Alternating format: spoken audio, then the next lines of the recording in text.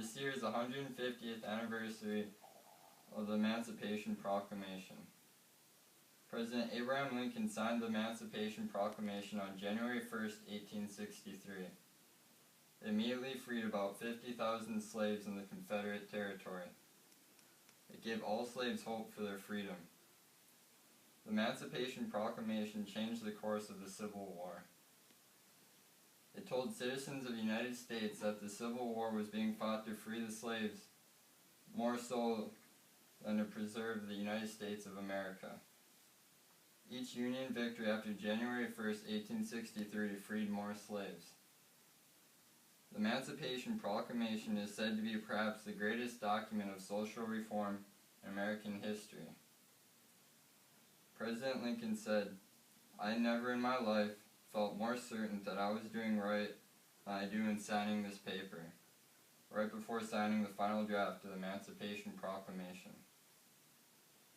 The Emancipation Proclamation proclaimed that all those enslaved in the Confederate territory to be forever free and ordered the Army and all other segments of the executive branch to treat them as free people in the 10 states that were in rebellion.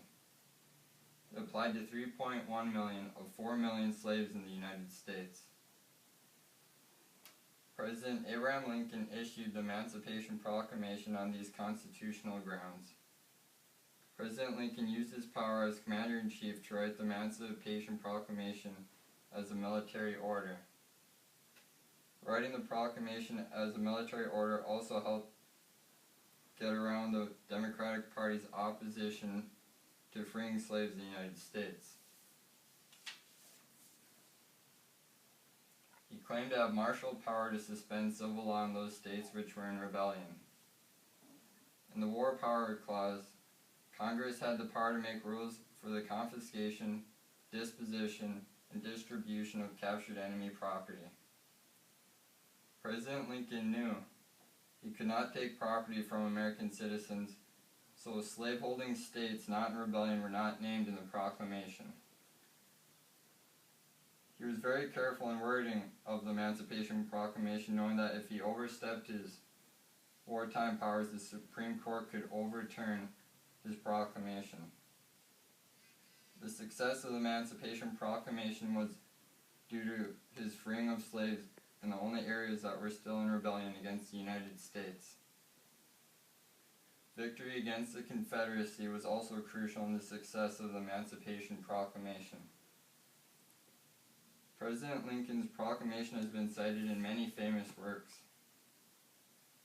In President Lyndon Johnson's speeches encouraging equal rights for all people no matter their skin color, President Johnson said, "It was more than 100 years ago that Abraham Lincoln, a great president of another party, signed the Emancipation Proclamation. A century has passed since the day of promise, and the promise ain't unkept."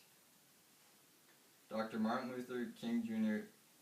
cited the Emancipation Proclamation as speech fighting for equal rights for African Americans. The Emancipation Proclamation essentially wiped out property worth millions of dollars. In the text of the proclamation, which is almost entirely the work of Lincoln himself, Lincoln characterized his order as an act of justice, warranted by the Constitution upon military necessity. President Lincoln seized property as a military measure, but also as an act of justice. The Emancipation Proclamation was an important military motivator in the Civil War. At the beginning of the Civil War, President Lincoln did not think that abolition was as important as trying to keep the nation united. By the middle of the war, he realized that freeing the slaves would be a good military strategy and morally correct. The Emancipation Proclamation became a motivator, changing the Civil War from a war trying to preserve a nation to a war for freedom.